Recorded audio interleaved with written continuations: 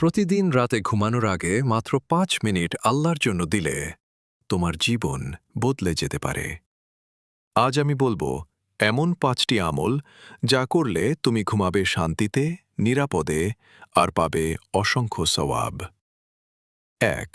আয়াতুল কুরসি। ঘুমানোর আগে একবার আয়াতুল কুরসি পড়ো। রাসূল সাল্লাল্লাহু আলাইহি ওয়াসাল্লাম বলেছেন, যারা রাতে এটি পড়ে ঘুমায় আল্লাহ তাদের জন্য ফেরেশতা প্রেরণ করেন।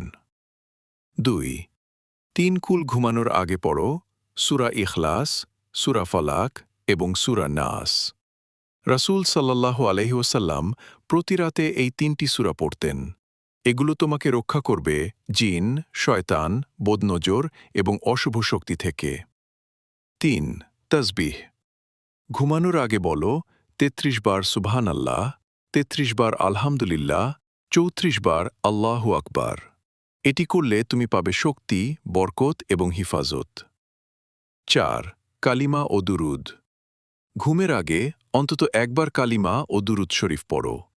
ভাবো, যদি এই রাতটাই তোমার জীবনের শেষ রাত হয়, তাহলে শেষ শব্দ হোক লা ইলাহা ইল্লাল্লাহ। 5. অজু করে ঘুমানো। অজু করে ঘুমালে তুমি ইবাদতের অবস্থায় ঘুমাও, এমনকি ঘুমও তখন সওয়াব হয়ে যায়। আজ থেকে চেষ্টা করো প্রতিদিন ঘুমানোর আগে 5 মিনিট আল্লাহর জন্য দাও, কারণ আমরা জানি না কোন রাত হবে আমাদের শেষ রাত।